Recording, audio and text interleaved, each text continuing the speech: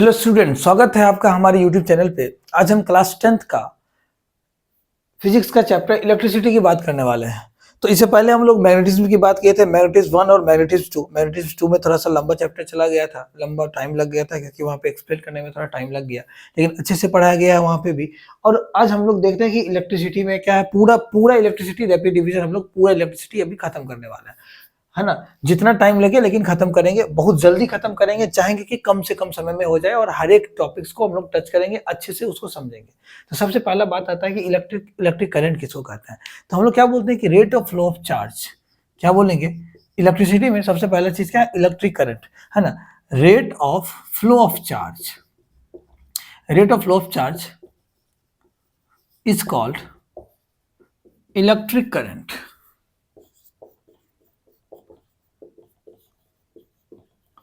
कहने का मतलब क्या? Rate of flow of charge कहने का मतलब क्या कि जो क्यू होता है ना, क्यू चार्ज पर यूनिट टाइम, चार्ज पर यूनिट टाइम, ये तुम्हारा चार्ज, इसको बोलेंगे पर, इसको बोलेंगे टाइम, ये तुम्हारा करंट कहलाता है, which is denoted by I. I is equal to क्या हो गया तुम्हारा? क्यू बाई टी, चार्ज पर unit time. I is equal to Q by T, where जहां पे आई आपका इलेक्ट्रिक करंट है ना, क्यू आपका चार्ज है और टी आपका टाइम है। ठीक है, इसका एसआई यूनिट की अगर बात करें तो ये चार्ज का एसआई यूनिट आपका होता है कूलम्ब। लिख देना सब यहीं पे। एसआई यूनिट की अगर हम बात करें तो चार्ज का कूलम्ब, टाइम का सेकंड होगा, कोई दिक्कत नहीं है इसमें,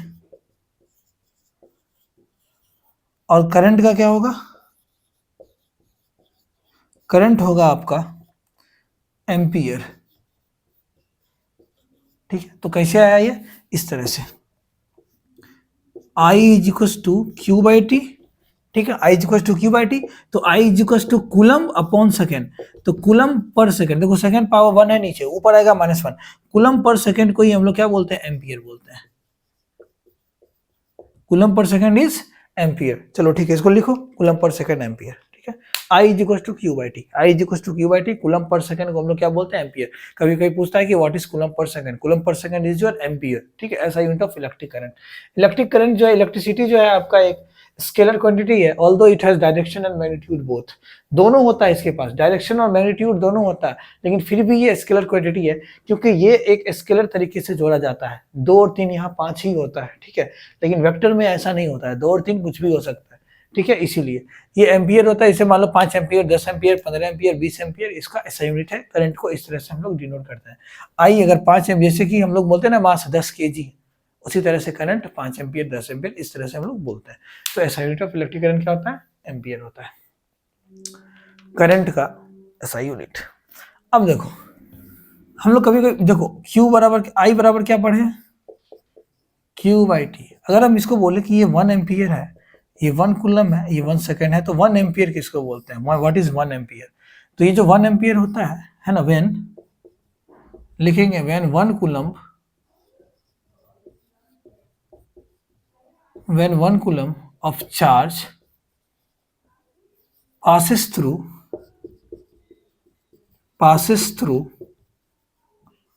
a conductor wire,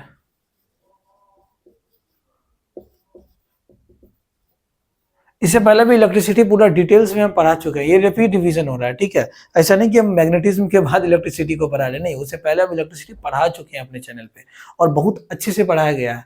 इलेक्ट्रिसिटी पढ़ा चुके हैं, पूरा डिटेल्स पे पढ़ा चुके हैं, यहाँ पे हम जल्दी जल्दी में पढ़ा रहे हैं। ठीक है, रिपीट डिवीजन हो रहा है यहाँ पे। तो बोला when 1 coulomb of charge passes through a conductor wire in 1 second, in 1 second is called electric current, sorry, is called 1 ampere. 1 ampere क्या है? 1 कूलम चार्ज किसी कंडक्टर वायर से 1 सेकेंड में पास करेगा, उसको 1 एम्पियर कहते हैं। आई बराबर क्यू बाई टी। हम लोग एक चीज और जानते हैं, क्यू बराबर एन टाइम्स ऑफ ई होता है, एन ई, है ना। एन क्या है? नंबर ऑफ इलेक्ट्रॉन, ई क्या है? चार्ज ऑन 1 इलेक्ट्रॉन, क्यू क्या है? चार्ज। क्यू यहाँ पे तुम्हारा चार्ज है n है तुम्हारा नंबर ऑफ इलेक्ट्रॉन्स, E है charge on one electron, charge on one electron.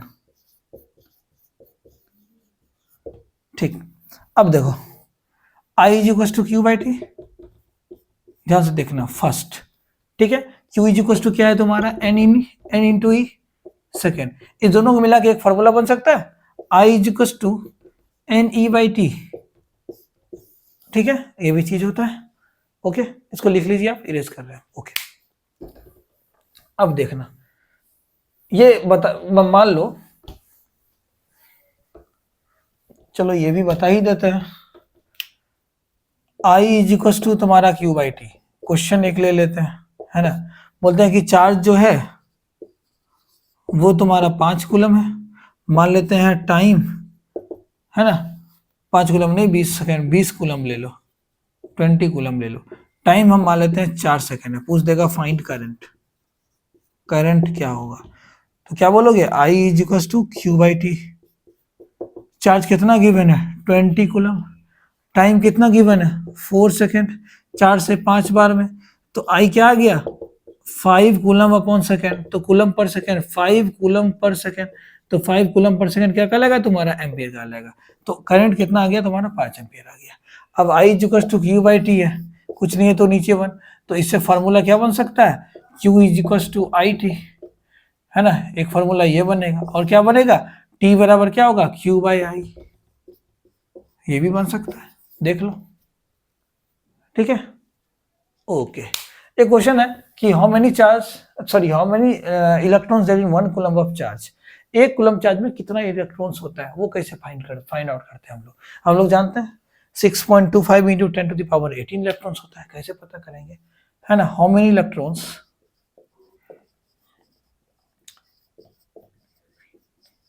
There in 1 coulomb of charge,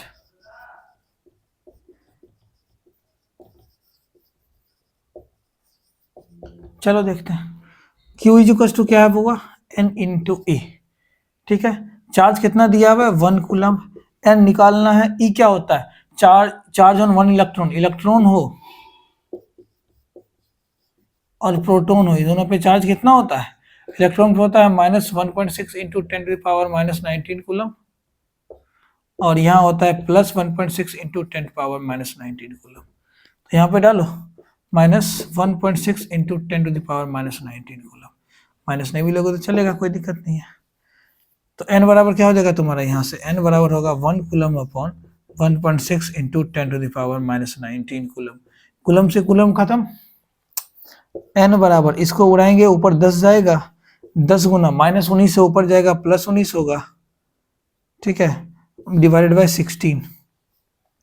16 से कटेगा क्या, 16 से 10 नहीं कटेगा, एक काम करते हैं, इससे एक 10 ले लेते हैं, जब इससे ले लिए तो एक 10 उतर गया, तो ये 18 बच गया, 18/16, जब इसको काटोगे ना तो ये तुम्हारा आएगा 6.25, तो n की वैल्यू कितनी आ गई, 6.25 into 10 to the power 18 electrons. एक कूलम चार्ज में इतना इलेक्ट्रॉन्स है, 2 कूलम चार्ज में कितना होगा, 2 into 6.25 into 10 to the power 18 electrons. n coulomb में कितना चार्ज होगा, n multiplied by 6.25 into 10 to the power 18 electrons. इस तरह से हम लोग फाइंड आउट करते हैं। ओके, चलो आगे चले, आगे हम लोग बात करते हैं पोटेंशियल डिफरेंस का, ठीक है ना। चलो एक चीज और बात कर लेते हैं, हम लोग जानते हैं कि जो भी कंडक्टर्स होते हैं वो इलेक्ट्रिसिटी को कंडक्ट करते हैं, इंसुलेटर इलेक्ट्रिसिटी को कंडक्ट नहीं करता है। कंडक्टर क्यों इलेक्ट्रिसिटी को कंडक्ट करता है, क्योंकि इसके अंदर फ्री इलेक्ट्रॉन्स होता है, ठीक है। फ्री इलेक्ट्रॉन्स मतलब क्या, मोबाइल इलेक्ट्रॉन जो उसके अंदर मूव कर सके। इंसुलेटर के पास फ्री इलेक्ट्रॉन्स नहीं होता है, और जिस मटेरियल के पास फ्री इलेक्ट्रॉन्स होगा वो इलेक्ट्रिसिटी को कंडक्ट करेगा। जैसे कि मान लो नॉन मेटल्स में एक ऐसा मटेरियल है जो इलेक्ट्रिसिटी को कंडक्ट करता है, दैट इज जो graphite, and graphite has free electrons, that's why graphite conduct electricity. Okay, मतलब क्या कि जो कंडक्टर्स है वो इलेक्ट्रिसिटी को कंडक्ट करता है, जो कंडक्टर्स नहीं है वो इलेक्ट्रिसिटी को कंडक्ट नहीं करता है। उसको हम लोग इंसुलेटेड बोलते हैं। कंडक्टर्स क्यों इलेक्ट्रिसिटी को कंडक्ट करता है? क्योंकि उसके अंदर फ्री इलेक्ट्रॉन्स होते हैं, है ना। अब जो भी डिवाइस के पास, जो भी मटेरियल के पास, सॉरी नॉट डिवाइस, जो भी मटेरियल के पास फ्री इलेक्ट्रॉन्स रहेगा वो इलेक्ट्रिसिटी को कंडक्ट करेगा। तो मेरे पास एक नॉन मेटल्स भी है जो इलेक्ट्रिसिटी को कंडक्ट करता है, डेट इज जो ग्रेफाइट। ग्रेफाइट के पास एक इलेक्ट्रॉन फ्री रहता है मूव करने के लिए, उसका वंडरवॉल फोर्स वीक रहता है, जिस वजह से वो इलेक्ट्रिसिटी को कंडक्ट करता है। अब एक बात है कि वायर के अंदर इलेक्ट्रिसिटी को कंडक्ट करता है, क्यों? क्योंकि उसके अंदर फ्री इलेक्ट्रॉन्स है और वो फ्री इलेक्ट्रॉन्स मूव करता है, ठीक है। ये इलेक्ट्रॉन है बहुत सारा, ढेर, एकदम इनफाइनाइट नंबर ऑफ इलेक्ट्रॉन्स मान के चलते हैं, किसमें? कंडक्टर के अंदर। और इस कंडक्टर का जो डायरेक्शन होता है ना इलेक्ट्रॉन्स का कंडक्टर के अंदर, मान लो कि इलेक्ट्रॉन्स तुम्हारा इस डायरेक्शन में मूव कर रहा है, तो इलेक्ट्रिक करंट इस डायरेक्शन में आएगा। मतलब क्या? उल्टा, मतलब direction of electric current taken opposite to the flow of electron. मतलब क्या कि direction of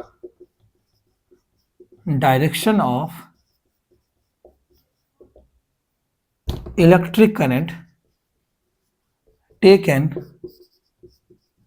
opposite to the flow of electron. Electron के अपोजिट डायरेक्शन में हम लोग डायरेक्शन ऑफ करंट लेते हैं, ये असम्पशन है, ये मानते हैं, ये तुम्हारा एक कन्वेंशन है, सॉरी नोट असम्पशन, ये दिस इज योर कन्वेंशन कि direction of electric current taken opposite to the flow of electron. Electron का उल्टा डायरेक्शन में डायरेक्शन ऑफ इलेक्ट्रिक करंट लेते हैं। अब हम लोग बात करते हैं पोटेंशियल डिफरेंस का। यह है क्या? पोटेंशियल डिफरेंस, ठीक है। पोटेंशियल डिफरेंस की बात करेंगे, उसके बाद पोटेंशियल एट अ पॉइंट की बात करेंगे, फिर हम लोग ओम्स लॉ की बात कर लेंगे, ठीक है। ओम्स लॉ के बाद फिर हम लोग देखते हैं कि हाँ रेसिस्टेंस की बात करेंगे, रेसिस्टिविटी की बात करेंगे, है ना।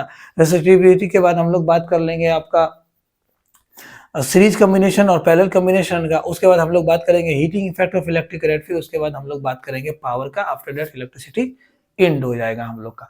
चलो हम लोग आते हैं पोटेंशियल डिफरेंस पे।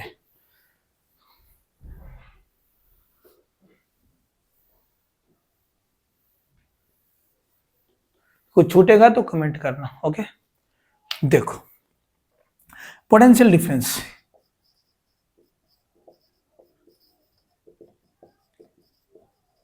देखो इलेक्ट्रिक सर्किट बताने की जरूरत है तो हम बता देना। इलेक्ट्रिक सर्किट ये होता है, इलेक्ट्रिक सर्किट कंसिस्टिंग ऑफ तीन से चार कंपोनेंट होता है। देखो जैसे कि एक बल्ब होता है उसमें, ठीक है, यहाँ से एक स्विच लगा हुआ है तुम्हारा, क्लोज्ड है, दिस इज योर बैटरी, है ना, बस, ठीक है। ये माइनस, ये प्लस, ये पूरा क्लोज्ड लूप है। यहाँ पे स्विच है, स्विच क्लोज्ड है, यहाँ पे क्लोज्ड है, तो ये बैटरी जाएगा, ये बल्ब तुम्हारा ग्लो करेगा। ये तुम्हारा इलेक्ट्रिक सर्किट है पूरा का पूरा,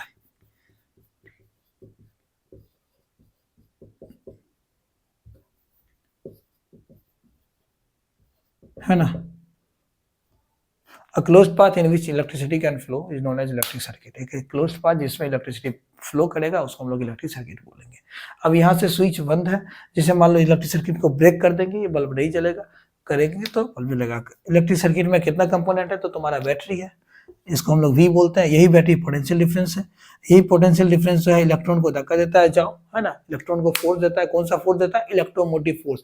और ये इलेक्ट्रोमोटिव फोर्स की वजह से जो है चार्ज पार्टिकल्स है, इलेक्ट्रॉन करंट बहता है ऊपर से नीचे तक, है ना। चार्ज बहता है कुछ रेट ऑफ फ्लो में। वायर के अंदर जैसे नदी में पानी बहता है, वैसे वायर के अंदर क्या जाता है? इलेक्ट्रॉन। वो इलेक्ट्रॉन किसको ढोके लेके जाता है? चार्ज को लेके जाता है, क्योंकि एक इलेक्ट्रॉन पे चार्ज होता है 1.6 × 10⁻⁻19 कूलम, ठीक है। ये लेके जाएगा चार्ज को, जिस चार्ज की वजह से ये क्या होगा? बल्ब ग्लो करेगा। ये इलेक्ट्रिक सर्किट है, ठीक है। इसको बताने की जरूरत था नहीं, फिर भी हम बता दिए। पोटेंशियल डिफरेंस क्या कहता है कि amount of work done, amount of work done to move unit positive charge, ध्यान देना, from one point to another is called potential difference। देखो बताते हैं। सपोज करो यहाँ पे कोई एक घर है या कोई एक पॉइंट ए ले लिए, यहाँ पे हम एक दूसरा पॉइंट बी ले लिए। मान लो यहाँ पे कुछ रखा हुआ है, मान लो यहाँ पे +1 कूलम चार्ज रखा हुआ है, +2 कूलम चार्ज रखा हुआ है, +3 कूलम चार्ज कुछ भी रखा हुआ है।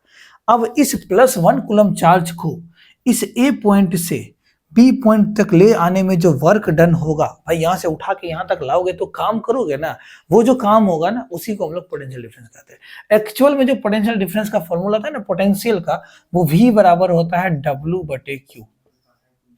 V बराबर क्या होता है? W/Q होता है। कब? जब सिंगल एक पॉइंट रहेगा, अगर मान लो तुमको वर्क दे देगा, चार्ज दे देगा, V पूछ देगा तो V बराबर W/Q कर देना, आराम से निकल जाएगा वहां पे। या W पूछ देगा तो V इंटू Q कर देंगे, है ना, V इंटू Q कर देंगे, या Q पूछ देगा तो W/V कर देंगे, आसानी से यहाँ निकल जाएगा। ठीक है, अगर 2 पॉइंट देके रखा है तो क्या करेंगे सर? 2 पॉइंट में कोई प्रॉब्लम नहीं बोलेगा, दे देगा डायरेक्शन की कहां से कहां तक चार्ज को लाना है। +1 कूलम चार्ज को हम B से A पे लाए, क्वेश्चन में दे रखेगा, बोलेगा कि पोटेंशियल एट VA, मान लेते हैं VA का पोटेंशियल 100 वोल्ट, यहाँ पे 1 कूलम को हटा के हम ले रहे हैं 2 कूलम, चलो ठीक है 100 वोल्ट है। V का कुछ पोटेंशियल दे दिया है, मान लो 50 वोल्ट, है ना। अब वर्क कहां से कहां तक हो रहा है? चार्ज को B से A तक हम ला रहे हैं, तो वर्क का डायरेक्शन क्या है? W का डायरेक्शन क्या है? B to A। ध्यान देना, नीचे क्या होगा? W/Q, Q को रख दो, तो यहां क्या होगा? V क्या होगा? अब देखो B से A हो रहा है ना वर्क डन, तो यहां पे तुम घटा देना VA minus VB, just opposite. B से A लिए, यहां A से B ले लेना उल्टा, ठीक है। अब देखो निकाल लेते हैं, ये फॉर्मूला बन गया तुम्हारा। अगर एक फॉर्मूला, दूसरा फॉर्मूला कैसे? अगर मान लो वर्क A से B होगा, मतलब कोई A चार्ज को A पे रख दिए, A से B तक लेके जा रहे हैं, तो नीचे तो Q होना ही होना है, क्योंकि V इक्वल टू W/Q होता है, फॉर्मूला वही है। अब V कैसे लगेंगे? तो A से B गया तो यहाँ उल्टा V माइनस VA कर दो, इक्वल कर दो, निकल जाएगा ये फॉर्मूला। कुछ नहीं है तो नीचे यहाँ 1, कुछ नहीं है तो नीचे यहाँ 1। अब देखो ये क्वेश्चन बना के दिखाते हैं तुम्हारा, ठीक है। तो VA कितना तुम्हारा? VA 100 वोल्ट, VA 100 वोल्ट रखो, माइनस VB कितना? VB यहाँ कितना है तुम्हारा? 50 वोल्ट है, रखो 50 वोल्ट। कुछ नहीं है, नीचे क्या रखो? 1 इक्वल। वर्क कहां से कहां तक पूछ रहा था? B से A तक पूछ रहा था, रखो work done from B to A, लो रखो B से बटे Q, Q कितना दिया हुआ? 2 कूलम, निकाल लो ना भाई, क्रॉस मल्टीप्लिकेशन करो, क्या हो जाएगा तुम्हारा? Work done from B to A, यहां पे बना देना work done from B to A into 1 is equal to 100 में से 50 गया 50, अब 50 गुना 2 100, है ना, 100 VC वोल्ट इंटू कूलम, ठीक है। तो work done from B to A तुम्हारा आ जाएगा 100 वोल्ट कूलम, आ जाएगा जूल। यही है potential difference, amount of work done to move unit positive charge from one point to another point, बस कुछ नहीं। अगर मान लो A से B जाएगा तो उल्टा बैलेंस करेंगे, पोटेंशियल दे रखेगा, उसके लिए देखना नहीं है, कुछ भी पूछ देगा, लेकिन 2 चीज देके तीसरा चीज पूछेगा ऑलवेज। आसानी से तुम क्या कर सकते हो? निकाल सकते हो, नो प्रॉब्लम। ये पोटेंशियल डिफरेंस था।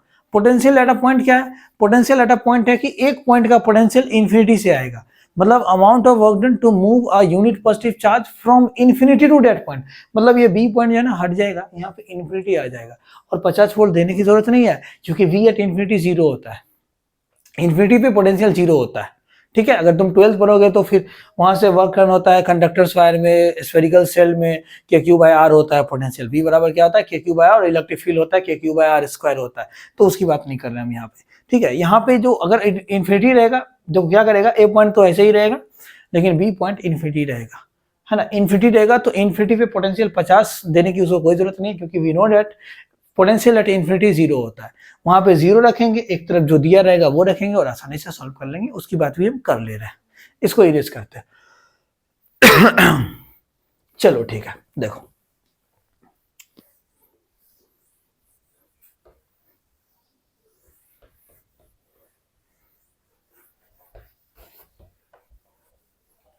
पोटेंशियल एट अ पॉइंट, हेलिन आलो potential at a point,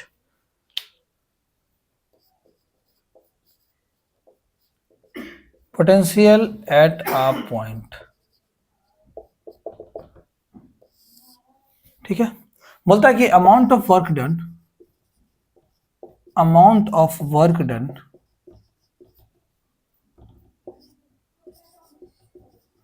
to move unit positive charge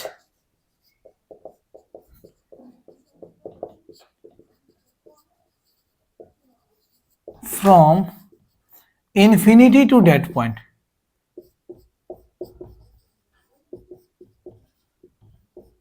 is called potential at a point.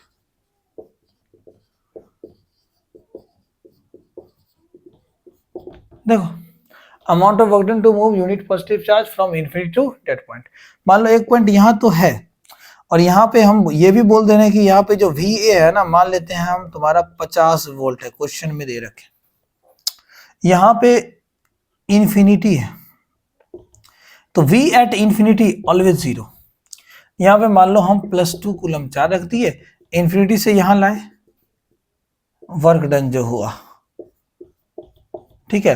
तो यहाँ पे वर्क डन कहां से कहां तक हो रहा है, ध्यान दो, कहां से कहां तक हो रहा है, इन्फिनिटी से. नीचे Q होगा, V बराबर क्या होता है, ध्यान रखो, W/Q, याद रखना, V बराबर W/2, सॉरी W/Q2 नहीं, यहाँ पे Q रखो, यहाँ पे V क्या हो जाएगा, देखो इन्फिनिटी से है, इसका उल्टा A माइनस इन्फिनिटी ले लेंगे, कुछ नहीं तो नीचे बन, यही फॉर्मूला बन गया. और इसी से तुम क्वेश्चन भी बना लो, ठीक है, इसी से तुम क्वेश्चन बना लो. VA 50 वोल्ट, VB 0, मतलब 50 minus 0 85, work done from infinity to A बटे Q 2 कूलम. तो work done from infinity to A कितना आ जाएगा तुम्हारा, बोलो, 50 गुना 2 100 जूल. क्लियर. चलो, इसके बाद हम लोग बात करते हैं ओम्स लॉ का, है ना, ओम्स लॉ, ठीक है, इसको इरेज करते हैं. Very good, okay.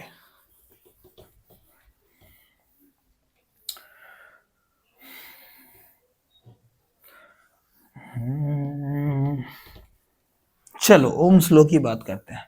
तो बोलता है क्या कि एट कांस्टेंट टेम्परेचर, है ना, and if any physical quantity is constant, ऐसे भी लिख सकते हो, है ना, at constant temperature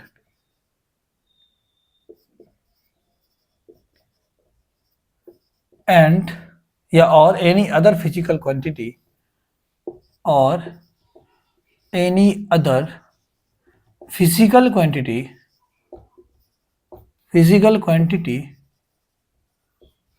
remains same या constant, remains same, then current flowing through the conductor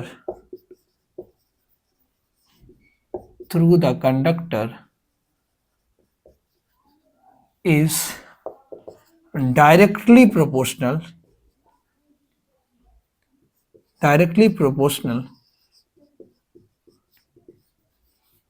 to potential difference.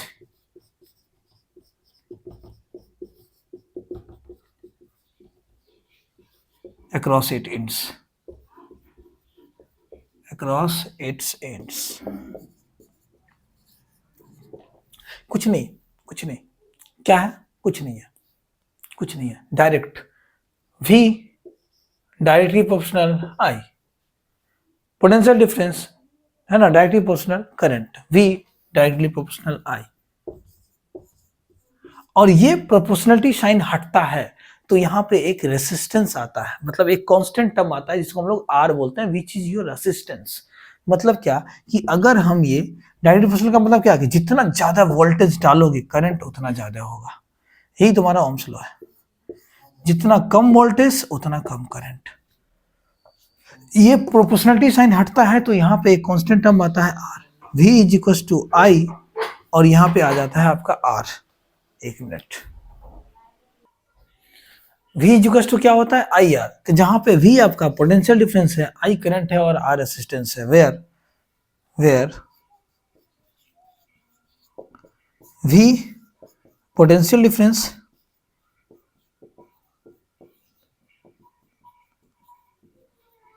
जिसका SI यूनिट आपका वोल्ट है, I करंट और आर आपका रेसिस्टेंस, जिसका एसआई यूनिट आपका ओम है, करंट का एम्पियर है, बस यहां लिखते रहे हम ओम, वोल्ट को वी से हम लोग डिनोट करेंगे, ठीक है। V is equal to I R, तो क्या होगा तुम्हारा I is equal to V by R, I directly proportional to V, inversely proportional to R। मतलब क्या, जितना ज्यादा वोल्ट रहेगा उतना ज्यादा करंट, पहले ही बात कर चुके हैं। रेसिस्टेंस का क्या काम है, देखो रेसिस्टेंस क्या है कि जितना ज्यादा रेसिस्टेंस रहेगा करंट उतना कम सर्किट के अंदर, और जितना कम करंट, जितना ज्यादा करंट रहेगा रेसिस्टेंस को कम होना पड़ेगा। ये जो रेसिस्टेंस होता है ना, इसका कुछ फैक्टर से इस पे डिपेंड करता है। रेसिस्टेंस वायर के अंदर होता है। देखो रेसिस्टेंस को हम उस तरह से समझते हैं, जैसे कि सपोज करो हम फ्रिक्शन को समझते हैं मोशन के साथ। जैसे मान लो कि हम वायर, मान लो गाड़ी से चल रहे हैं रोड पे, तो रोड पे जितना ज्यादा गड्ढा गुड्डी होगा उतना ज्यादा फ्रिक्शन होगा, और जितना गड्ढा गुड्डी होगा मोशन को क्या करेगा, रोकेगा, मोशन कम होगा, स्पीड कम चलेगी गाड़ी। उसी तरह से वायर के अंदर रेसिस्टेंस वर्क करता है। जिस वायर में जितना ज्यादा रेसिस्टेंस होगा समझो करंट को उतना ज्यादा रोकेगा। गाड़ी रोड पे जिस तरह से गाड़ी है, गाड़ी को हम लोग करंट से कंपेयर कर रहे हैं वायर के अंदर। गाड़ी को रोड, ये मान लो मेरे हाथ में करंट है आई, ये वायर के अंदर चलेगा तो रोड पे गाड़ी चलेगा। तो जितना ज्यादा गंदा रोड होगा गाड़ी की स्पीड उतनी कम। तो गंदा रोड कहने का मतलब फ्रिक्शन ज्यादा होगा वहां पे। तो गंदा रोड रेसिस्टेंस की तरह वर्क करता है वायर के अंदर। जिस वायर में जितना ज्यादा रेसिस्टेंस रहेगा करंट उसमें उतना कम जाएगा, जिस वायर का रेसिस्टेंस उतना कम होगा करंट उसमें उतना ज्यादा होगा। सिंपल सी बात यही कहना चाह रहे हैं। अब रेसिस्टेंस कुछ कुछ फैक्टर्स पे डिपेंड करता है, उसकी बात हम कर ले रहे हैं। चलो इसको इरेज कर रहे हैं, ठीक है।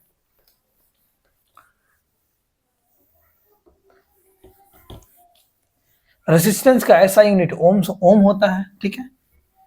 देखो फैक्टर्स अफेक्टिंग रेसिस्टेंस या factors on which resistance depends. Resistance capital R लिख देना, हाईलाइट हो जाएगा। रेसिस्टेंस डिपेंड्स, कुछ फैक्टर है जिस पर रेसिस्टेंस डिपेंड करते हैं। Number one factor nature of material. Nature of material मतलब क्या कि वायर किसका बना हुआ है। जैसे कि अगर वायर सिल्वर का बना हुआ हो ना, तो जिस तरह से सिल्वर है ना, जिस तरह से रोड के लिए नेशनल हाईवे होता है ना, पिचिंग रोड, सटासट गाड़ी जाता है, उसी तरह से सिल्वर का रेसिस्टेंस एकदम कम, उसमें करंट बहुत स्पीड से जाता है। सिल्वर तुम्हारा एक सुपर कंडक्टर है ना। नेचर ऑफ मटेरियल यही है, किस चीज का वायर बना हुआ है। दूसरा area of cross section. Area of cross section, अगर वायर मोटा है तो इसमें रेसिस्टेंस कम, अगर वायर का एरिया कम है, पतला है, तो इसमें रेसिस्टेंस ज्यादा है। एरिया ऑफ क्रॉस सेक्शन यही हो गया, यही एरिया ऑफ क्रॉस सेक्शन है ए। मान लो ना मोटा पाइप है, पानी ज्यादा फ्लो करेगा ना, तो अगर मोटा वायर रहेगा तो इलेक्ट्रॉन ज्यादा फ्लो होंगे, इलेक्ट्रॉन ज्यादा फ्लो होंगे तो चार्ज ज्यादा फ्लो होगा, जिस वजह से करंट क्या होगा, बढ़ जाएगा, अमाउंट ऑफ करंट ज्यादा फ्लो होगा। तो दूसरा हो गया ये। तीसरा लेंथ ऑफ वायर। तीसरा length of wire. Length of wire, length of wire जो होता है आपका, वो डायरेक्टली प्रोपोर्शनल होता है किसका, रेसिस्टेंस का। जितना लंबा तार रहेगा रेसिस्टेंस उतना ज्यादा है। अगर लाइन लेंथ ज्यादा है रेसिस्टेंस ज्यादा होगा, करंट कम जाएगा। लॉन्ग ट्रांसमिशन में करंट कम जाता है। अगर तुम तार को बहुत ज्यादा दूर तक बिजली को लेकर चलना चाह रहे हो तो करंट कम जाएगा, करंट का अमाउंट कम जाएगा। चौथा सबसे अच्छा फैक्टर, चौथा जो है तुम्हारा टेम्परेचर। टेम्परेचर पे अलग अलग तरह से वर्क करता है। देखो हम बात करते हैं टेम्परेचर में, दो चीजें मिलेंगे, सेमी कंडक्टर्स की भी बात करने वाले हैं भी टेम्परेचर में, ठीक है। तो इसको इरेज करते हैं, ओके। टेम्परेचर में जो है ना, देखो अब हम लोग को पता है कि टेम्परेचर बढ़ने से कोई भी चीज एक्सपेंड करता है, तो इसमें कंडक्टर्स में अलग वर्क करता है और सेमी कंडक्टर में अलग तरह से काम करता है। सेमी कंडक्टर क्या हो गया, जैसे तुम्हारा जर्मेनियम होगा, है ना, सिलिकॉन आई थिंक, हाँ, क्रोमियम, ETC, है ना। जर्मेनियम हो गया, क्रोमियम हो गया, ऐसे भी कंडक्टर। कंडक्टर तुम्हारा मेटल्स हो गया, जनरली मेटल्स। तो देखो कंडक्टर के अंदर अगर टेम्परेचर बढ़ाते हैं ना तो रेसिस्टेंस बढ़ जाता है और करंट घट जाता है। ये कैसा बात हो गया सर? जब कंडक्टर के अंदर टेम्परेचर बढ़ाएंगे तो इलेक्ट्रॉन तो और फ्री होगा मूव करने के लिए। जब इलेक्ट्रॉन फ्री होगा मूव करने के लिए तो नंबर ऑफ इलेक्ट्रॉन ज्यादा जाएंगे, जिस वजह से करंट ज्यादा होगा। ऐसा नहीं है, ऐसा नहीं है। इंक भर लेते हैं थोड़ा, 1 मिनट। हाँ, ये बात तो बिल्कुल सही है कि अगर मेटल्स के अंदर, कंडक्टर्स के अंदर टेम्परेचर बढ़ाएंगे तो इलेक्ट्रॉन फ्री होगा। एकदम परफेक्ट है, इलेक्ट्रॉन फ्री होगा तो ज्यादा स्पीड में भागेगा। तो इस वजह से होगा क्या कि इसका रैंडम मोशन होने लगेगा कंडक्टर के अंदर इलेक्ट्रॉन्स का, और जिस वजह से ड्रिफ्ट वेलोसिटी बढ़ जाएगी। रिलैक्सेशन टाइम जब टकराएगा ना, कोलिजन बढ़ जाएगा। कोलिजन बढ़ने के कारण रेसिस्टेंस को बढ़ा देगा। सिंपल कुछ ऐसे समझो कि एक फील्ड है जहां पे 20,000 आदमी है, और उसके बीच में उसको अगर आराम से बोले कि तुम निकलो एक लाइन देके, तो अच्छे से निकल जाएगा। एक लाइन देके नहीं, लाइन बना के लाइन वाइज वो निकलेगा, ठीक है। तो आराम से निकल जाएगा अगर रो वाइज, अगर नंबर से निकाला जाए तो। अगर उसी फील्ड में एक बम मार दिया जाए, सब जान बचाने के लिए रैंडम मोशन से भागेगा, कोई उधर भागेगा, कोई उधर भागेगा। जितना बम से नहीं मरेगा उतना टकरा के मर जाएगा। वही बात यहाँ पे है। जैसे ही टेम्परेचर बढ़ता है ना, टेम्परेचर बढ़ने से इलेक्ट्रॉन्स फ्री हो जाते हैं, और ज्यादा इलेक्ट्रॉन फ्री होता है तो वो रैंडम मोशन करने लगता है। उस रैंडम मोशन के कारण जो है कोलिजन बढ़ जाता है। कोलिजन जो होता है इंक्रीज कर जाता है, किसका? इलेक्ट्रॉन्स का। जब इलेक्ट्रॉन्स का कोलिजन इंक्रीज करता है तो क्या होता है? टेम्परेचर बढ़ता है। टेम्परेचर बढ़ाए, रेसिस्टेंस बढ़ जाता है ना, और करंट घट जाता है। देखो सेमीकंडक्टर के अंदर जो है इलेक्ट्रॉन्स डायरेक्टली पे होता है, उतना फ्री इलेक्ट्रॉन्स होता नहीं है। तो टेम्परेचर जब बढ़ाते हैं ना तो इलेक्ट्रॉन फ्री हो जाता है। इलेक्ट्रॉन क्या हो जाता है तुम्हारा? फ्री। इलेक्ट्रॉन फ्री होता है तो रेसिस्टेंस इसका घट गया, रेसिस्टेंस घटा तो इसमें करंट बढ़ जाता है। ठीक है, ये एक तरह से कंडक्टर की तरह काम करने लगता है।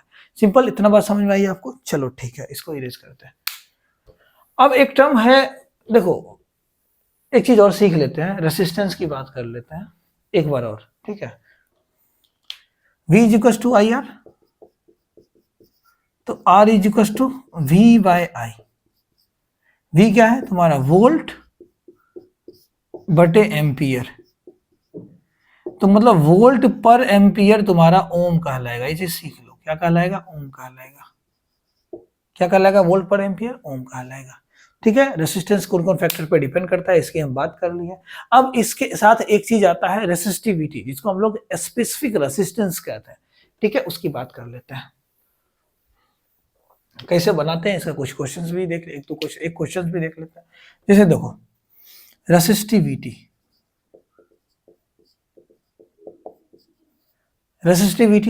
इसको हम लोग जो है रो से डिनोट करते हैं। रो से किससे डिनोट करते हैं? रो से। इसको हम लोग स्पेसिफिक रेसिस्टेंस भी कहते हैं। Specific resistance, it's SI unit जो होता है इसका,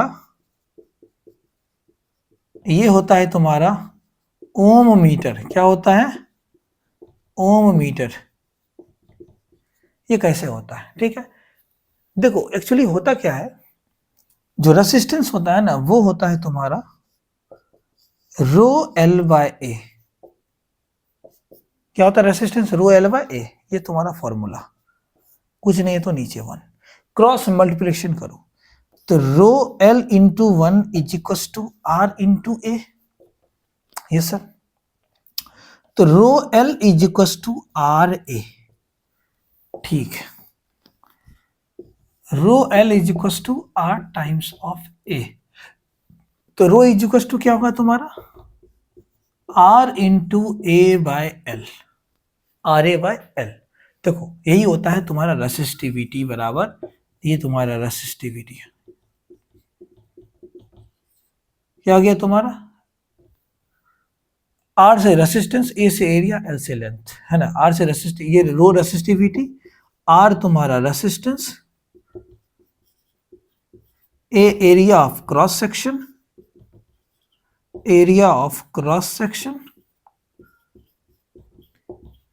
और एल तुम्हारा लेंथ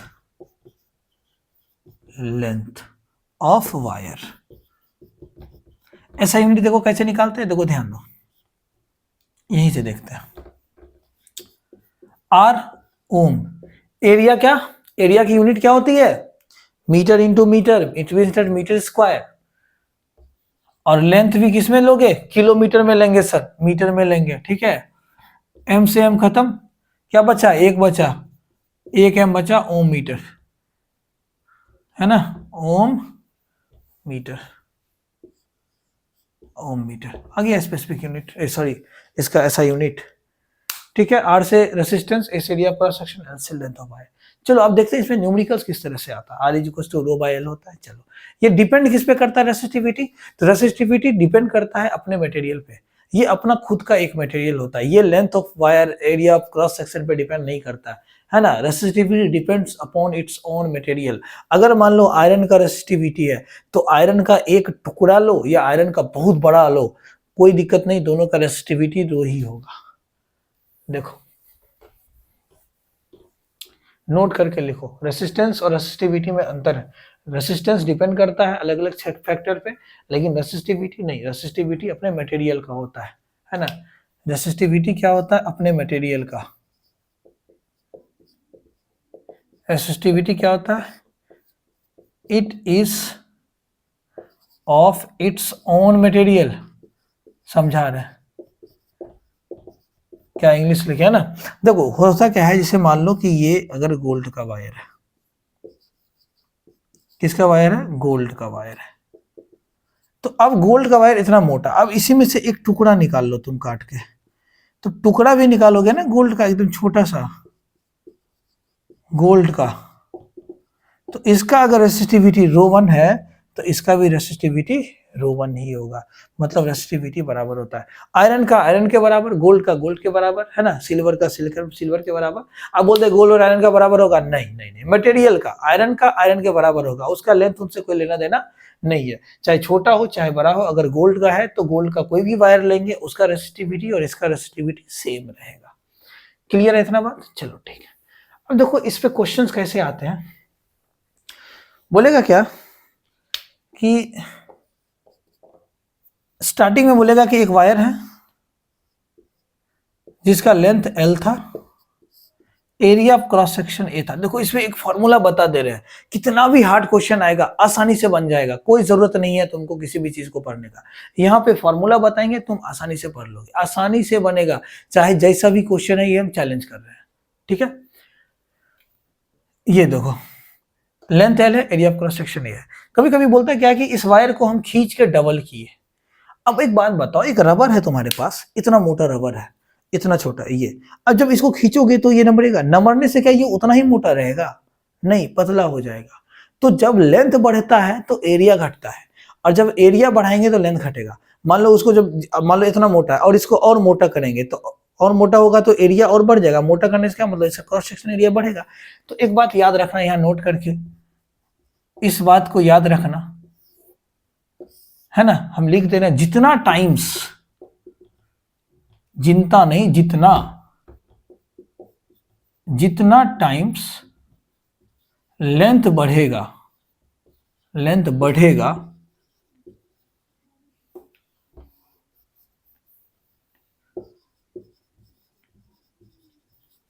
उतना टाइम्स एरिया घटेगा, एरिया घटेगा, और उसका उल्टा, और उसका उल्टा, जितना टाइम्स लेंथ बढ़ाएंगे एरिया उतना टाइम्स घटेगा और उसका उल्टा। कहने का मतलब क्या कि लेंथ मान लो L था, अब बढ़ा के लेंथ हम 2L कर दिए हैं, तो एरिया पहले, अब लेंथ अगर मान लो हम 2 टाइम्स ऑफ L कर दिए हैं, तो अगर एरिया पहले A था तो अब एरिया जितना टाइम्स लेंथ बढ़ा, एरिया में उतना टाइम्स डिवाइड कर दो, पहला चीज। अगर बोल रहा है कि लेंथ L था, अब उसको हम आधा कर दिए, तो एरिया अगर A था तो एरिया उसका दुगुना हो जाएगा। बस ये दूसरा पॉइंट, इतना याद रखो बाबू, कोई प्रॉब्लम नहीं होगा क्वेश्चन बनाने में।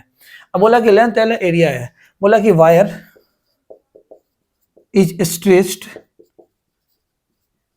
twice its length, twice its length, find it's new resistance.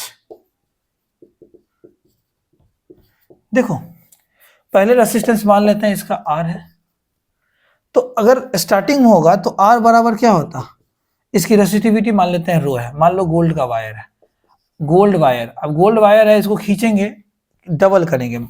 अब मान लो ये वायर ऐसे था, लेंथ L, एरिया A, देखना ध्यान से, रेसिस्टेंस मान लेते हैं इसका R है ना। अब इसको हम क्या किए कि इसको हम खींचे, डबल किए, डबल करेंगे तो एरिया घटेगा। अब लेंथ कितना टाइम्स बढ़े हैं, लेंथ अब 2L हो गया है। हम क्या बोले, लेंथ जितना होगा, अगर एरिया अब A था तो एरिया क्या हो जाएगा, अब इसका A/2 हो जाएगा। मान लो पहले लेंथ 20 मीटर का था, अब उसको हम 40 मीटर किए, एरिया अगर 10 मीटर का है तो एरिया कितना हो जाएगा, 5 मीटर का हो जाएगा, बस कुछ नहीं। अब L की वैल्यू कुछ भी रहे बाबू, A की वैल्यू कुछ भी रही, तुमको ये रखना है, L की जगह L की वैल्यू रख देना, A की जगह A की वैल्यू रख देना। अब इसका रेसिस्टेंस तो चेंज हो जाएगा, क्योंकि रेसिस्टेंस डिपेंड करता है लेंथ पे, रेसिस्टेंस डिपेंड करता है एरिया पे, तो इसका एरिया और लंबाई बढ़ गया। तो जब इतना एरिया ज्यादा था, रेसिस्टेंस कम था, देख रहे हो, अब एरिया क्या हो गया, कम गया, रेसिस्टेंस बढ़ गया, लेंथ बढ़ गया, रेसिस्टेंस बढ़ गया। तो जितना लंबा वायर रेसिस्टेंस उतना ज्यादा, मतलब अगर इसका रेसिस्टेंस कुछ पहले R था तो ये जो R' आएगा ना, वो R से ज्यादा आ जाएगा। देखो कितना टाइम्स बढ़ेगा, देखते हैं, एक लाइन मार दो। चलो, तो इसका जो R होता वो क्या होता, simply R is equal to क्या बोलते, बोलो, R इज इक्वल टू बोलते रो L/A इक्वेशन फर्स्ट, ये पुराना वाला रेसिस्टेंस इसके हिसाब से। अब इसके हिसाब से क्या हो जाएगा, R' इज इक्वल टू रो तो चेंज होगा नहीं, क्योंकि ये भी गोल्ड, पतला करे चाहे लंबा करे कोई प्रॉब्लम नहीं है। रो L, लेंथ अब तुम्हारा हो गया है 2L और एरिया हो गया है तुम्हारा A/2। अब देखो ये A/2 2 घूम के ऊपर जाएगा, तो R' तुम्हारा क्या आ जाएगा, रो, ये क्या था, कितना हो जाएगा, इंटू 4L/A R'। ठीक है, इसको लिख लिया। चलो इसको इरेज कर रहे हैं और इसको उधर शिफ्ट कर रहे हैं। देखो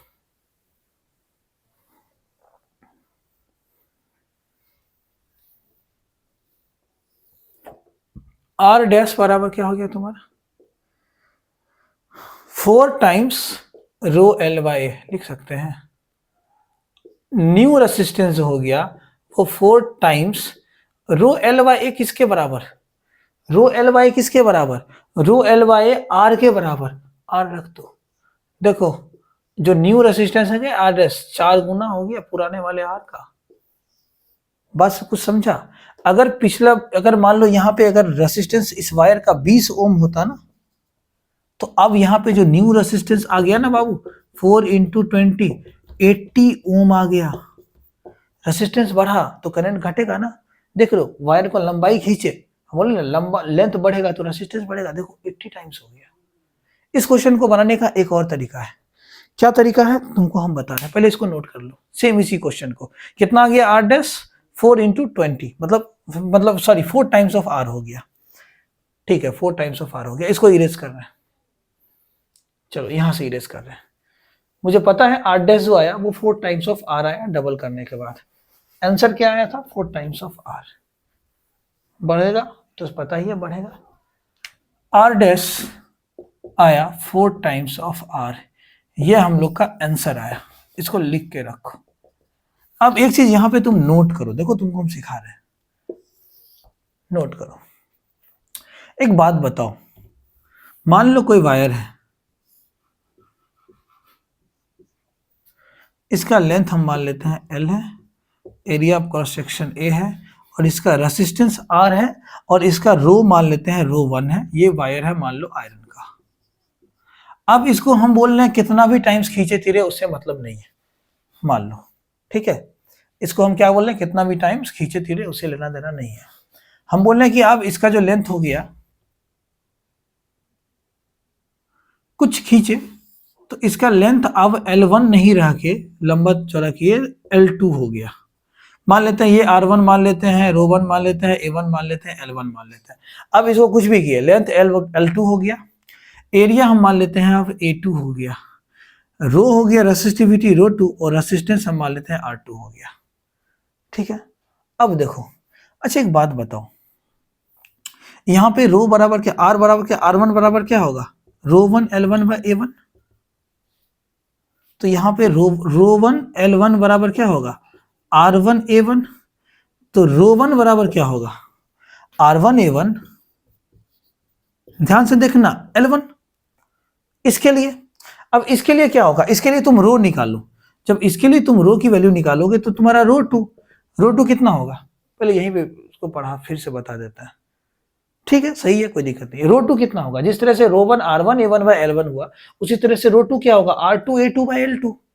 लिख लो, R2 A2 बाय L2। अब मुझे एक बात बताओ तुम, ये वायर किसका, आयरन का, खींच तीर किसको की है, आयरन को ही। और रो क्या होता है, रेसिस्टिविटी, सॉरी, रो क्या होता है, रेसिस्टिविटी। और रेसिस्टिविटी क्या होता है, रेसिस्टिविटी क्या होता है, मटेरियल का सेम होता है। ये आयरन का रो वन और रो टू यहाँ सेम नहीं हो जाएगा, मतलब वहां पे रो वन बराबर रो टू नहीं हो जाएगा। तो रो वन की वैल्यू कितनी, R1 A1 बाय L1 बराबर होगा R2 A2 बाय L2 का। कुछ नहीं, फॉर्मूला तैयार, जो है रखो, क्वेश्चन बन जाएगा। R1 A1 by L1 is equal to R2 A2 by L2। इसको नोट करो, इसको नोट करो, क्योंकि रो वन बराबर रो टू होगा, तो R1 A1 by L1 is equal to R2 A2 by L2। Formula लगाओ, क्वेश्चन बनाओ, कोई प्रॉब्लम नहीं है। चलो इसको नोट करो, फिर इसी फॉर्मूला से हम क्वेश्चन बना के दिखाते हैं। फॉर्मूला क्या बन गया, क्योंकि रो वन बराबर रो टू करोगे तो यहाँ फॉर्मूला तुम्हारा आएगा R1 A1 by L1 is equal to R2 A2 by L2। Put करो, निकालो। चलो, R1 A1 by L1 is equal to R2 A2 by L2। ठीक है, R1 कितना, पुराना R था, A1 कितना, A1 A था, L1 कितना, L1 L था। अब R2 मान ले, R2 न्यू रेसिस्टेंस हो गया। A2 कितना होगा, जितना टाइम्स खींचा, स्ट्रेच ट्वाइस, 2 टाइम्स खींचा, तो एरिया क्या हो गया, जितना टाइम्स एरिया लेंथ बढ़ेगा, एरिया उतना टाइम्स घटेगा, एरिया A/2 हो गया। और लेंथ कितना हो गया, लेंथ 2L हो गया। लेंथ कितना हो गया तुम्हारा, लेंथ 2L हो गया। तो ये जो 2 है इसके साथ मिलेगा, देखो, अच्छा देखो, R से R खत्म, सॉरी R से R कहाँ खत्म, ये R रहेगा क्योंकि R2 R है। ठीक है, ये एरिया से एरिया खत्म। ठीक है, यहाँ क्या बचा, ये L से L खत्म, यहाँ क्या बचा तुम्हारा R is equal to R2/2 divided, ये डिवाइड ले लो, 2/1 करने के बाद जब मल्टीप्लाई करोगे तो ये 1/2 हो जाएगा, ये 2 इसके साथ मिल जाएगा, है ना। तो R बराबर क्या हो जाएगा तुम्हारा, R2/4। तो R2 क्या हो जाएगा तुम्हारा, देखो R2 क्या हो जाएगा, cross multiplication 4 times of R। अब कैसा भी क्वेश्चन रहे, फॉर्मूला क्या लगाएंगे, R1 A1 by L1 is equal to R2 A2 by L2। That's it, खत्म कहानी, बन जाएगा क्वेश्चन। चलो ठीक है, इसको इरेज कर रहे हैं, ये तुम्हारा रेसिस्टिविटी हो गया। अब हम लोग बात करते हैं ग्रुपिंग ऑफ रेसिस्टर्स का, है ना। 2 तरह का ग्रुपिंग होता है, पैरेलल ग्रुपिंग और सीरीज ग्रुपिंग। ठीक है,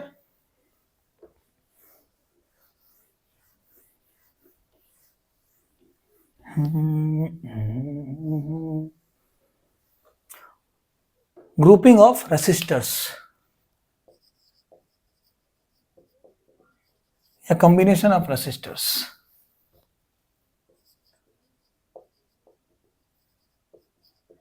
combination of resistors,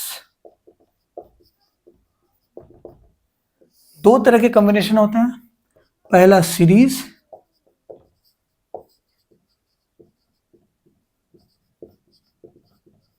series combination, दूसरा पैरेलल कॉम्बिनेशन।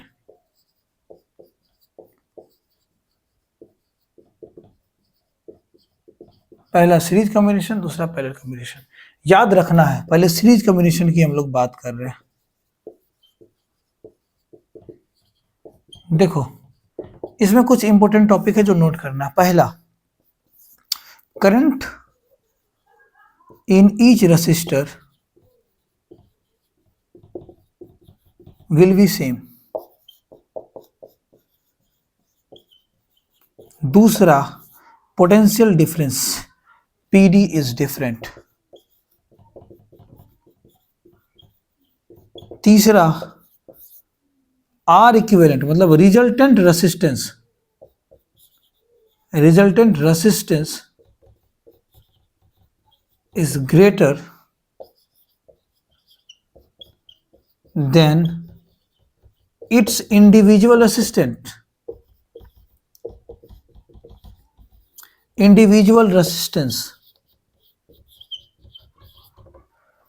करंट जो होगा ना हर एक रेसिस्टर में वो सेम होगा सीरीज में। दूसरा पोटेंशियल डिफरेंस अलग अलग होगा। तीसरा तुम्हारा जो ये होगा ग्रेटर मतलब जो रिजल्टेंट रेसिस्टेंस आएगा वो इंडिविजुअल से बड़ा होगा। इसका फॉर्मूला तुम्हारा क्या होता है देखो हम बता दे रहे हैं। मान लो यहाँ पे एक रेसिस्टर्स लगा हुआ है, 2 रेसिस्टर्स, 3 रेसिस्टर्स, बैटरी से जुटा हुआ है, ये माइनस ये प्लस, करंट यहाँ से निकला, इसका मान लेते हैं R1, इसका मान लेते हैं R2, इसका मान लेते हैं R3। यहाँ जो तुम्हारा R इक्विवेलेंट आएगा ना वो R1 plus R2 plus R3 dot dot dot dot Rn तक जाएगा, ये R इक्विवेलेंट आएगा। अब जो करंट यहाँ से निकला वो करंट I इसमें भी जाएगा, इसमें भी जाएगा, इसमें भी जाएगा। करंट को कोई रास्ता नहीं मिला, करंट को एक ही रास्ता से जाना है यहाँ। जब करंट एक ही रास्ता से जाएगा तो करंट सेम रहेगा। मान लो यहाँ से 5 एम्पियर करंट निकला V वोल्ट। अब ये 5 एम्पियर करंट R1 में भी और R2 में भी 5 एम्पियर करंट, ठीक है, और R3 में भी 5 एम्पियर ही करंट जाएगा, लेकिन V सबका अलग अलग होगा। यहाँ का V तुम्हारा V1 होगा, यहाँ का V तुम्हारा V2 होगा और यहाँ का V तुम्हारा V3 होगा। इसीलिए यहाँ पे वोल्टेज कम जाएगा क्योंकि वोल्टेज जो है हर एक पार्ट में डिवाइड हो गया। इसमें ड्रॉबैक, इसमें प्रॉब्लम क्या होता है कि मान लो अगर ये तुम्हारा R1 खराब हो गया, R1 खराब होगा तो R2 R3 भी नहीं चलेगा। What happens if R1 resistor gets damaged? Then current is not passes through R2 and R3, current stop हो जाएगा, सर्किट ब्रेक हो जाएगा। सर्किट ब्रेक होगा तो R2 R3 में करंट्स नहीं जाएगा। क्वेश्चन इस तरह से आता है कि मान लो कि सीरीज कॉम्बिनेशन में किसी कोई एक डिवाइस खराब हो गया, बाकी का दूसरा काम नहीं करेगा, बाकी का दूसरा कोई डिवाइस वर्क नहीं करेगा, ठीक है। ये इसका जो है प्रॉब्लम होता है। R इक्विवेलेंट जितना है सबको जोड़ दो। अगर N है, अगर मान लो कि इक्वल नोट करके स्पेशल केस, अगर मान लो 50 को 2 ओम का लगा हुआ है तो क्या करेंगे, है ना, 50 × 2 100 ओम। तो R इक्विवेलेंट क्या होता है, इफ, है ना, इफ सेम रेसिस्टेंस कनेक्टेड,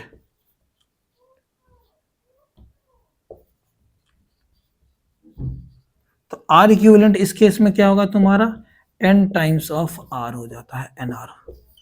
मान लो 10 को 10 ओम का लगा हुआ है तो R इक्विवेलेंट 10 × 10 100 ओम हो जाएगा। क्लियर है ये बात? सीरीज कॉम्बिनेशन समझ में आ गया? ऐसे क्वेश्चन देखते हैं, ठीक है। इरेज करते हैं यहाँ पे, एक क्वेश्चन देखेंगे अच्छे से क्लियर हो जाएगा, ठीक है। फिर जाके पैरेलल का देखेंगे, फिर पैरेलल और सीरीज मिला के क्वेश्चन देख लेंगे, ठीक है। देखो मान लो जो क्वेश्चन लेंगे वो टफ क्वेश्चन लेंगे ताकि पूरा एकदम हर चीज क्लियर हो जाए उसमें। मान लो यहां से हम 36 वोल्ट बैटरी से कनेक्ट किए, यहाँ पे ये माइनस, यहाँ पे प्लस, इसका हम ले लिए 9 वोल्ट 9 ओम, इसका ले लिए तुम्हारा 3 ओम, ठीक है। इसमें पूछ दिया है तुम्हारा क्वेश्चन, फाइंड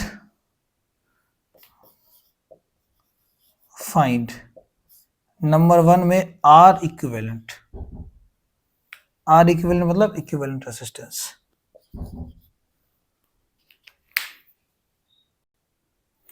पूछ देगा इक्विवेलेंट रेसिस्टेंस, इक्विवेलेंट रेसिस्टेंस। देखो इक्विवेलेंट रेसिस्टेंस पूछे, रिजल्टेंस रेसिस्टेंस पूछे, सब बात बराबर है ना, या टोटल रेसिस्टेंस पूछे, तीनों एक ही चीज है। Number 2 current flowing, current in each resistors, current in each resistor. तीसरा पूछ देगा potential difference in each resistor, PD, in each resistor. ध्यान दो, पोटेंशियल डिफरेंस भी पूछ देगा। तो आंसर हम लोग सॉल्यूशन देखते हैं। पहला, क्योंकि सीरीज में है, देखो करंट, देखो सीरीज में चेक करने के लिए करंट दोहराओ। करंट का अगर रास्ता डिवाइड नहीं हुआ, करंट अगर एक ही रास्ते से चला गया तो मतलब सब सीरीज में। एक आई जाएगा, जैसे मान लो तुम ही चलने लगो, तुम जा रहे हो, तुम जा रहे हो, तो तुम इसके थ्रू भी जाओगे, तुम यहाँ से भी जाओगे। मतलब तुम, अगर तुमको दो रास्ता नहीं मिला जाने का, इसका मतलब तुम क्या करोगे, तुमको अगर एक ही रास्ता मिला, मतलब सब सीरीज में।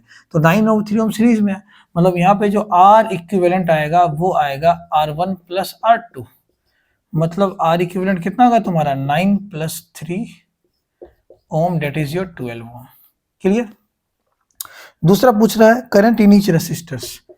देखो तो V बराबर क्या होता है, IR।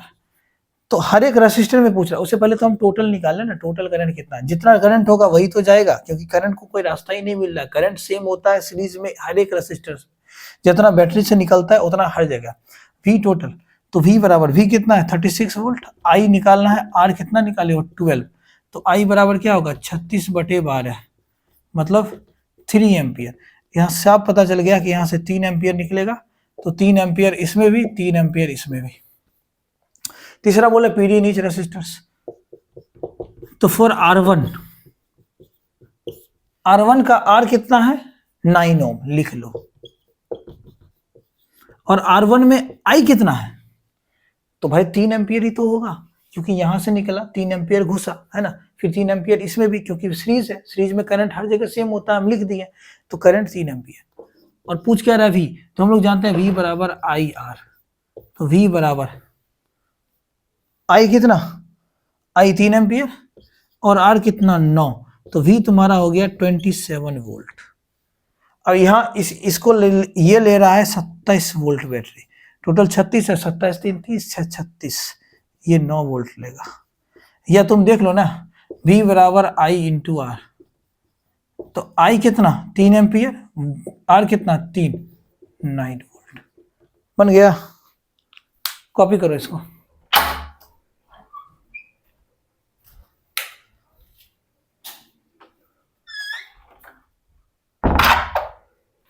ठीक है, इसी तरह से हम लोग पोटेंशियल डिफरेंस, रेसिस्टेंस, ये सब निकालते हैं सीरीज कॉम्बिनेशन में। पैरेलल कॉम्बिनेशन क्या है, देखो पैरेलल कॉम्बिनेशन का 2-4 फॉर्मूला भी है, स्पेशल केस भी है, सब देखते हैं। ठीक, इसको इरेज करते हैं। पैरेलल कॉम्बिनेशन अभी जो हम लोग के घर में लगा रहता है, पैरेलल कॉम्बिनेशन रहता है। अगर बल्ब चलाना है तो बल्ब जलाएंगे, फैन चलाना है तो फैन चलाएंगे। नहीं तो सीरीज में क्या है कि बल्ब फैन सब एक ही चीज से कनेक्टेड है, एक ही स्विच से। अब मान लो स्विच ऑन किया तो फैन भी चलेगा, बल्ब भी चलेगा, है ना। ठंडा का मौसम है, मुझे फैन यूज नहीं करना है, बल्ब यूज करना है, तो पैरेलल काम आएगा ना, वहां पे सीरीज कहाँ से काम आएगा, है ना। और पैरेलल में मान लो एक डिवाइस खराब हो गया, सीरीज में एक डिवाइस खराब हो गया तो सब गया। और पैरेलल में एक खराब हुआ तो बाकी का जो अदर अप्लायंसेस है वो वर्क करेगा। इस तरह से देखो पैरेलल का कॉम्बिनेशन कैसा होता है, पैरेलल कॉम्बिनेशन।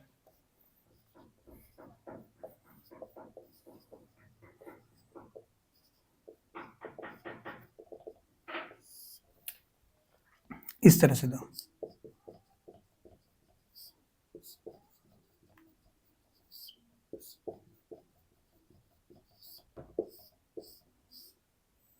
देखो यहाँ पे आप मान लो बैटरी से कनेक्ट कर दिए, ये प्लस ये माइनस, करंट यहां से आएगा। अब देखो करंट यहाँ पे जैसे आएगा ना, बेचारा कंफ्यूज कर देगा, हम जाए इधर से, जाए इधर से, जाए इधर से। अब तीनों रेसिस्टेंस है, करंट तीनों में जाएगा। अब करंट तीनों में बराबर नहीं जाएगा, मान लो कि इसमें I1 गया, इसमें I2 गया, इसमें I3 गया। इसका मान लेते हैं R1, इसका मान लेते हैं R2, इसका मान लेते हैं R3, है ना। तो अच्छा हाँ, एक चीज है कि V जो होगा उसको सबका सेम होगा। तो पैरेलल कॉम्बिनेशन में क्या है कि V, यही से ये चीज याद रखोगे काम बन जाएगा। V सेम होता है ईच रेसिस्टर में, ईच रेसिस्टर, और I यहाँ डिफरेंट होता है। मतलब यहाँ पे जो I है ना, वो I1 plus I2 plus I3 मिल के बनता है। अगर मान लो यहाँ से 10 एम्पियर करंट निकल रहा है, तो मान लो कुछ इसमें 2 एम्पियर गया, इसमें 5 एम्पियर गया, तो इसमें 3 एम्पियर जाएगा, 5 × 10। वो डिपेंड करता है कितना कितना जाता है, इसकी बात हम करेंगे, वो डिपेंड करता है रेसिस्टेंस पे। ठीक है, निकाल देंगे हम लोग, यही होता है। तो I बराबर क्या, V बराबर IR। तो I बराबर कितना होता है V/R। देखो यहाँ V/R रखेंगे, ये R इक्विवेलेंट होता है, V by R one plus V by R two plus V by R three. वहां नहीं किया, वहां भी कर लोगे, है ना। तो v सब जगह सेम, मान लो इसका अगर R1 है तो इसमें v ही होगा, इसमें v होगा, इसमें v होगा। मान लो यहाँ 50 वोल्ट है तो इस पे भी 50 वोल्ट, इसमें भी 50 वोल्ट और इसमें भी 50 वोल्ट, लेकिन करंट अलग अलग चला जाएगा। तो v सब का सेम काट दो, तो क्या हो गया फॉर्मूला, 1/r इक्विवेलेंट होता है 1/r1 plus 1/r2 plus 1/r3। ठीक है, अगर n रेसिस्टर्स लगा हुआ है तो सबको जोड़ते हुए चले जाएंगे, क्या बोलेंगे 1/r equivalent is equal to 1/r1 plus 1/r2 plus 1/r3 plus 1/r4 dot dot डॉट 1/rn। इस तरह से होता है। ठीक है, इसको इरेज कर रहे हैं हम। चलो स्पेशल केस कुछ इसमें होता है, लिख दे रहे हैं।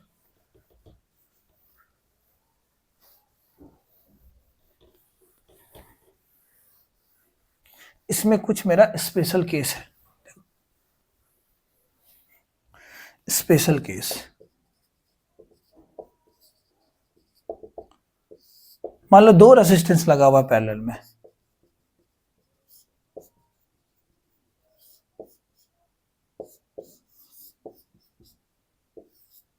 R1 और R2। यहाँ फॉर्मूला 1 लगाने की जरूरत नहीं है, R इक्विवेलेंट जो होगा डायरेक्ट यहाँ R1 into R2 divided by R1 plus R2 कर देना। जैसे मान लो R1 तुम्हारा हम ले लेना है, ये 9 ओम लगा हुआ है और ये 3 ओम लगा हुआ है मान लो, तो यहाँ पे R इक्विवेलेंट कितना आएगा, तो 1/9 प्लस 1/3 करने की जरूरत नहीं है, डायरेक्ट कर देना 9 इंटू 3 डिवाइडेड बाय 9 प्लस 3 12। सही है, हाँ ऐसे कर देना। तो 27 बटे ऐसा ऐसा कुछ रखते ना जिससे वो कटे अच्छे से।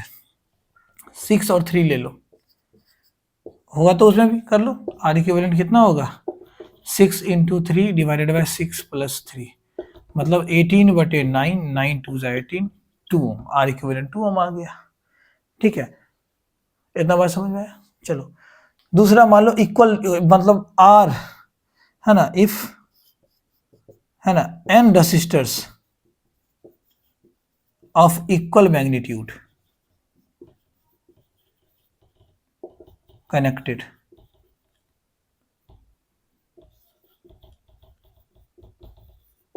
अगर मान लो n रेसिस्टर्स इक्वल मैग्नीट्यूड का लगा हुआ है, कहने का मतलब क्या, जैसे मान लो बहुत सारा 50 को लगा हुआ है 6 ओम का, तो वहां पे जो R इक्विवेलेंट होता है वो होता है R डिवाइडेड बाय n। मतलब क्या, R तुम्हारा वैल्यू और n तुम्हारा नंबर। मान ले हम बोले कि 5 इक्वल रेसिस्टेंस लगा हुआ है, 5 ओम का 5 रेसिस्टेंस लगा हुआ है पैरेलल में, तो R इक्विवेलेंट कितना होगा 5 ओम का 5 रेसिस्टेंस, 5 रेसिस्टर पैरेलल में लगा हुआ है, तो इसका R इक्विवेलेंट कितना होगा डायरेक्ट, R इक्विवेलेंट कितना हो जाएगा 5 R बटे n। तो कितना ओम का 5 ओम का, कितना तो 5 रख दो, खत्म। R इक्विवेलेंट तुम्हारा आ जाएगा 1 ओम। यही चीज होता है। ठीक है, ये चीज लगाना R बटे n और R1 into R2 divided by R1 plus R2 दो के लिए R बटे n अगर इक्वल मैग्नीट्यूड का बहुत सारा लगा हुआ है तो R बटे n कर देंगे, वहां पे R इंटू n करेंगे। ठीक है, क्लियर। इसको इरेज कर रहे हैं। अब देखो इसमें क्वेश्चन देते हैं,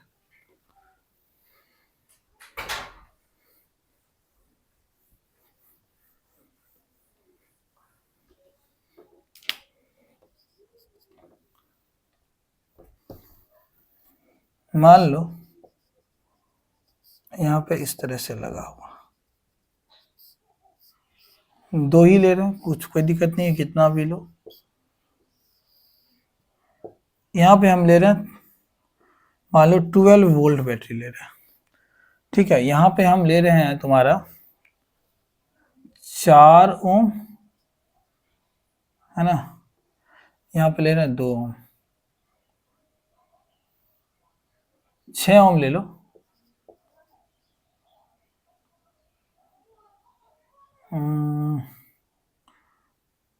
एक मिनट,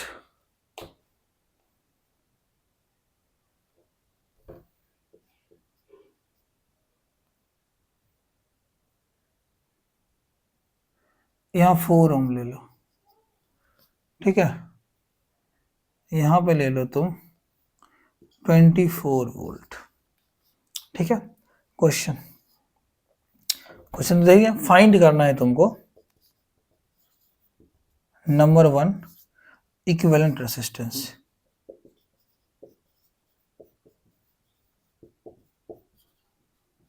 ठीक है। Number 2 current through the circuit. Current through the circuit मतलब टोटल करंट की बात कर रहा है। तीसरा current in each resistors, current in each resistor.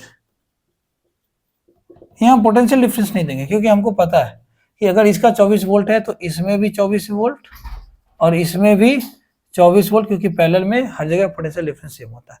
तो ये प्लस टर्मिनल, ये माइनस टर्मिनल, करंट कुछ यहाँ से निकलेगा। कितना करंट निकलेगा देखते हैं, सॉल्यूशन करते हैं, सब बन जाएगा आराम से। सॉल्यूशन आर इक्विवेलेंट कितना होगा, 2 रेसिस्टर्स लगा हुआ, बहुत ज्यादा रहता तो 1/R equivalent is equal to 1/R1 1/R2 1/3R करके बनाते। आर इक्विवेलेंट डायरेक्टली यहाँ R1 into R2 divided by R1 plus R2 बन के आ जाता।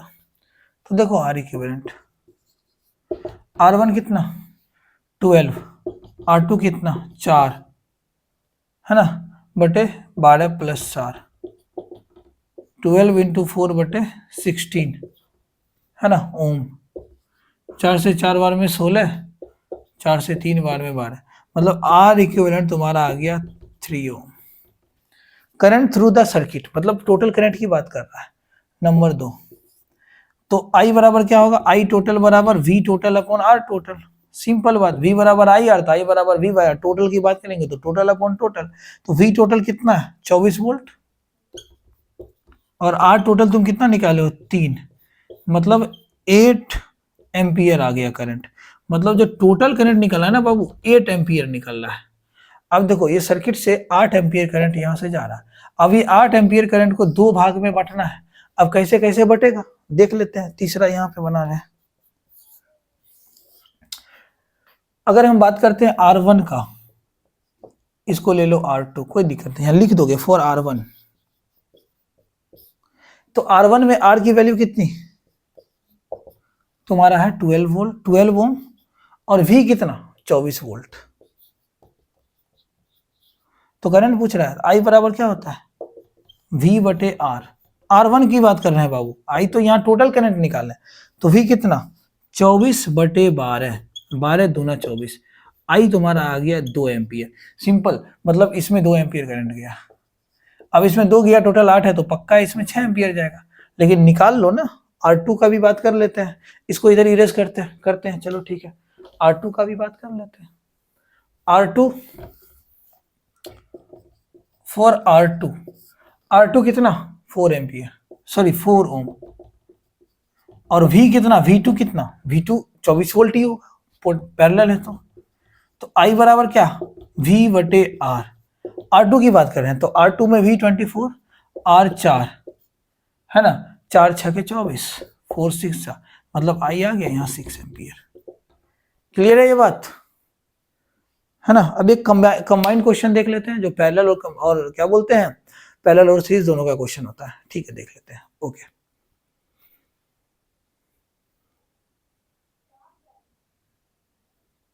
चल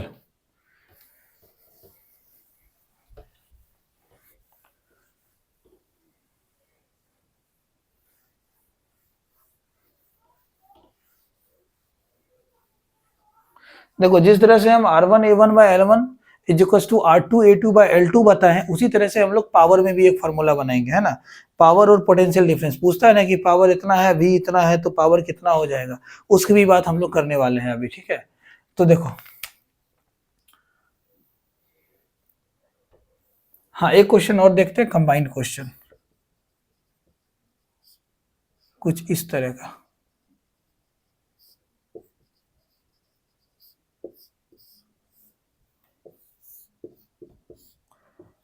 मान लो यहाँ 36 वोल्ट कनेक्ट किए माइनस प्लस, यहाँ पे हम ले रहे हैं 4 ओम, यहाँ पे 6 ओम, यहाँ पे 3 ओम।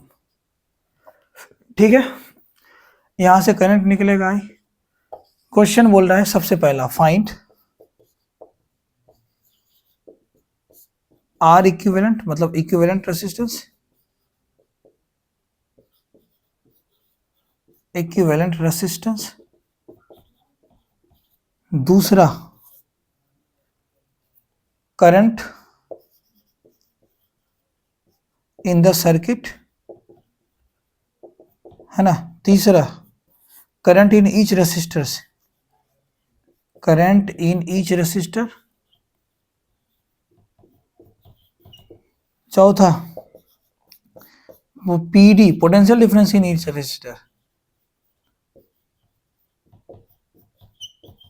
क्लियर है। चलो इक्विवेलेंट रेसिस्टेंस, बड़ा अच्छा बात है। अब यहां से तुम दौड़ोगे, तुम चले ऐसे ऐसे ऐसे, इसमें आए, यहां पे आने के बाद तुमको दो रास्ता दिखा, जब दो रास्ता दिख गया तुम बट गए, मतलब ये दोनों पैरेलल में। तो पहले इस दोनों का कंबाइंड रेसिस्टेंस निकालो, यहां पे लिखोगे, इसको मान लो R1, इसको मान लो R2, इसको मान लो R3। बोर्ड में लिखोगे ये R2 and R3 are in parallel combination, R2 and R3 are in parallel combination. तो उसका R इक्विवेलेंट कितना हो जाएगा, तो R इक्विवेलेंट कितना होगा तुम्हारा, R2 इंटू R3, दो गो वाला है तो बोले ना R1 into R2 divided by R1 plus R2, तो R2 into R3 divided by R2 plus R3, 6 into 3 divided by 9, it becomes your 2 ओम। अब ये कुछ ये जो कॉम्बिनेशन है कुछ इस तरह से बन गया, ये इस तरह से ध्यान रखना है, इस तरह से बनाते हुए जाना है। 36 वोल्ट, यहां करंट, ये 4 ओम R1, और इन दोनों का कॉम्बिनेशन तुम्हारा आ गया 2। तो टोटल R इक्विवेलेंट कितना हो जाएगा, टोटल रेसिस्टेंस इस दोनों का मिला के दो, ये 4, 2 और 4 कितना हो जाएगा, 6 ओम हो जाएगा। इक्विवेलेंट रेसिस्टेंस तुम्हारा निकल गया। दूसरा करंट इन सर्किट, तो टोटल करंट बोल रहा है, तो आई टोटल बराबर कितना होगा तुम्हारा, वी टोटल बटे आर टोटल। तो टोटल वी 36 वोल्ट और आर टोटल 6 ओम, 6 36 वोल्ट पर ओम एम्पियर। तो आई बराबर वोल्ट पर ओम एम्पियर, ध्यान दो वोल्ट बटे ओम एम्पियर होता है 6 एम्पियर, मतलब यहां से करंट 6 एम्पियर निकल रहा है। अब देखो मजा आने वाला है। अब 6 एम्पियर करंट यहीं पे हम सॉल्व कर देना है। अब देखो 6 एम्पियर करंट जब यहां से घुसेगा तो R1 में 6 एम्पियर ही जाएगा, I1 मान लेते हैं 6 एम्पियर ही होगा, लेकिन ये 6 एम्पियर यहां बट जाएगा। अब इसमें कितना करंट होगा, I2 कितना होगा और I3 कितना होगा निकालना चैलेंजिंग है, कोई बड़ी बात नहीं है। अगर हम R1 की बात करें, इसको इरेज कर दें, क्वेश्चन लिख लो ना, इरेज कर रहे हैं यही भी बताते हैं, ठीक।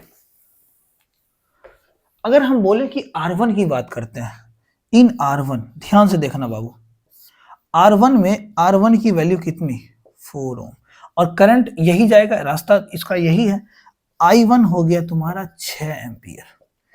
अच्छा तो यहां V1 निकाल लेते हैं, V1 क्या होगा, I इंटू R होता है, I1 R1 कर दो, V बराबर क्या होता है IR, तो I1 R1, तो I1 6 एम्पियर और R1 4 एम्पियर 4 ओम, तो V1 कितना होगा 24 वोल्ट आ गया। टोटल 36 वोल्ट है ना, ये V1 24 वोल्ट खाया है। अब ये दोनों पैरेलल है, ये जो है तुम्हारा ये, इसको जो है यहां भी चेक कर लो, 24 वोल्ट लिया, ये टोटल 36 वोल्ट था, ये 24 लिया, तो ये कितना लेगा 36 माइनस 24, है ना, 24 36 से 36, मतलब इसमें 12 वोल्ट जाएगा, 12 वोल्ट पूरा इसमें बैटरी जाएगा 12 वोल्ट, इसका पोटेंशियल डिफरेंस आ गया 12 वोल्ट। कहने का मतलब क्या कि R1 में V1 कितना 24 वोल्ट हो गया R1 में, R2 एंड R3 में जो V होगा वो तुम्हारा होगा 24 वोल्ट, क्योंकि दोनों पैरेलल में है, तो इसमें भी 24 वोल्ट, इसमें भी 24 वोल्ट। अब V2 इसमें 24 वोल्ट आ गया, सॉरी 24 वोल्ट है, 12 वोल्ट ना होगा, सॉरी 12 वोल्ट। अब इसमें भी V 12 वोल्ट आ जाएगा, V2 भी कितना 12 वोल्ट और V1 भी 12 वोल्ट, क्योंकि दोनों पैरेलल है R2 और R3। V3 भी तुम्हारा आएगा 12 वोल्ट। तो देख लो ना 4, R2 में V निकालो, R2 में R2 की वैल्यू कितनी तो R2 के लिए डायरेक्ट हम V2 निकाल लें, I2 R2 कर दो, I2 R2 क्या, V2 तो दिया हुआ, I2 निकालो, R2 में I2 निकालो, तो I बराबर क्या होगा, V upon R, V upon R, V12 और R कितना 6, 6 दूना 12, 2 एम्पियर करंट हो गया तुम्हारा I2। और R3 की बात करते हैं, फॉर R3, तो R3 में बाबू कितना, V3 12 ही होगा, I3 निकालेंगे तो V अपॉन R मतलब 12 अपॉन R कितना 3 एम्पियर, 3 चौक 12, 4 एम्पियर आ गया। टोटल देखो 6 एम्पियर करंट है, यहाँ 6 एम्पियर आएगा ना, यहाँ से 6 एम्पियर ना 2, तो इसमें कितना गया, इसमें तुम्हारा 2 एम्पियर करंट गया और इसमें तुम्हारा 4 एम्पियर करंट गया, करंट भी निकल गया। इतना बात समझ में आई, इतना बात समझ में आई, चलो इसको लिख लो अच्छे से, देख लो समझ लो, ठीक। अब जो हम लोग बात करने वाले हैं इसके बाद हम लोग बात करेंगे पावर का, इलेक्ट्रिकल एनर्जी का, sorry heating effect of electric current H equals to I square RT, है ना, एनर्जी की बात करेंगे, ठीक है। तो जो एनर्जी होता है ना, एनर्जी ध्यान दो, कोई भी डिवाइस में जितना देर तक करंट जाएगा, जितना टाइम तक जाएगा, है ना, और जितना ज्यादा रेसिस्टेंस होगा हिसाब से वो उतना ज्यादा हीट होगा। बोलता है ना H जो होता है वो I स्क्वायर RT के बराबर होता है, और हीट चूंकि एनर्जी है तो इसको हम लोग ऐसे लिखते हैं, E बराबर I square RT V square by R into T और VIT, ये 3 फार्मूला हम लोग का एनर्जी का है। कैसे आया, तो एक फार्मूला याद रखो और उसमें तुम रिप्लेस कर दो, V इक्वल्स टू IR करते जाओ। यहां से हम लोग क्या किए, I को हटाए, I को हटाए तो I बराबर क्या हो गया तुम्हारा V बाय R, और यहाँ पे V बाय R स्क्वायर रखे, देखो देखो E बराबर क्या है आपका I स्क्वायर RT है, ध्यान दो, तो I बराबर क्या होगा V बाय R, मतलब V बाय R का होल स्क्वायर, मतलब V square R square into R into T करते, तो R से R खत्म, क्या बचा V square by R into T, ये फॉर्मूला निकल के आ गया इसी से। अब यहाँ से R को हटाए तो E बराबर I स्क्वायर RT में I स्क्वायर को रखो, R बराबर क्या हो जाएगा, यहाँ पे R बराबर तुम्हारा आ जाएगा V बाय I, तो R की जगह तुम V बाय I रखो V bye into T, I से I खत्म, E बराबर आ गया तुम्हारा VIT, ठीक है। तो एनर्जी का 3 फॉर्मूला ऐसे ही आया। अब देखो शानदार चीज, हम लोग जानते हैं कि जो पावर होता है ना, पावर वो होता है energy upon time, energy upon time, 9th में पढ़े थे, rate of doing work is known as power. तो एक्चुअली एनर्जी क्या है तुम्हारा, वर्क ही ना भाई, वर्क अपॉन टाइम। तो अब जो जो एनर्जी है उसमें से टाइम को हटा देंगे तो कौन सा फॉर्मूला बन जाएगा, पावर का, मतलब सर सब टाइम से डिवाइड होगा, I स्क्वायर RT बटे टी होगा, तो टी से टी खत्म, I स्क्वायर R बचा, सिंपल बात, इतना लिखने की जरूरत क्या सर, जो होगा P बराबर वो आएगा I square R V square by R और VI, ये चीज होगा ना पावर का 3 फॉर्मूला, टाइम हटा दो। अब एक्चुअली पावर बराबर एनर्जी बराबर क्या होगा, जब देखो, अब देखो इसको तुम लिख लो, ओके, इसको इरेज करना है, देखो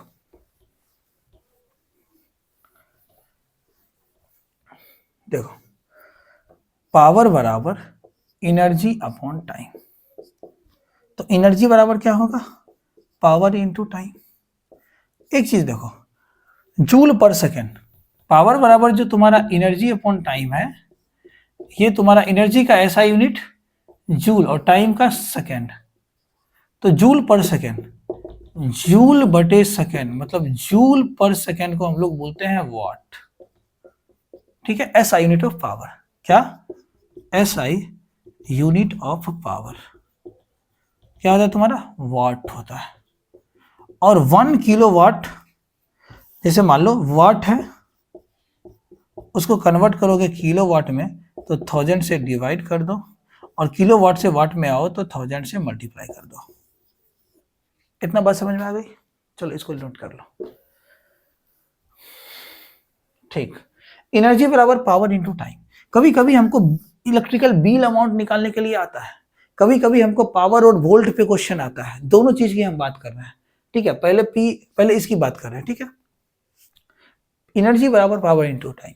अब अगर तुमको कॉस्ट निकालना है ना, कॉस्ट कितना रुपया लगा, कि देखो 1 किलोवाट आवर जो होता है ना, वो होता है तुम्हारा 1 यूनिट के बराबर।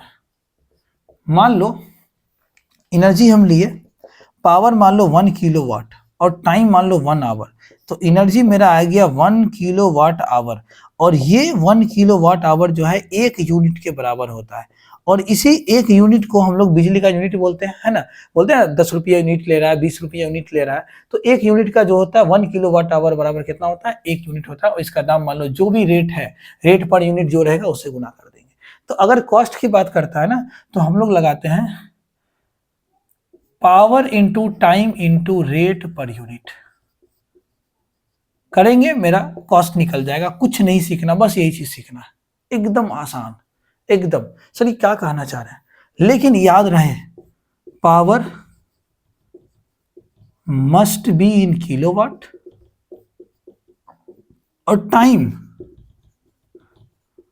Must be in hour. जैसे मान लो एक क्वेश्चन हम दे रहे हैं, बोलेगा कि पावर जो है वो 1,00,000 वाट, 100,000, ठीक है। बोला है क्या कि जो एक फैन है 1 घंटा पर डे चल रहा है, या एसी है 1 घंटा पर डे चल रहा है, एसी है, runs daily 1 hour, an AC runs daily 1 hour. कितना hour, 1 hour for 30 days. Find bill amount, find bill amount, है ना। रेट क्या है, रेट हम बोल दे रहे हैं 10 रुपया per unit, 10 rupees per unit. Rupees 10 per unit बोले या 10 रुपीज पर किलोवाट बोले, किलोवाट आवर बोले, पर 1 किलोवाट आवर, तो किलोवाट आवर भी यूनिट हो गया। तो कुछ नहीं करना, यही चीज करना है। कैसे करना है, इसको हम इरेज कर रहे हैं, देखो इसको इरेज कर रहे हैं। कॉस्ट पूछ रहा है, वही ना, रेट हो गया, पावर 1,000, 100,000, टाइम 1 घंटा चल रहा है, 30 दिन के लिए चल रहा है, तो 30 घंटा हो गया, 1 आवर इंटू 30 कर दो, करोगे ना भाई, 1 आवर इंटू 30, 1 आवर इंटू 30, तो 30 आवर हो गया। अरे यार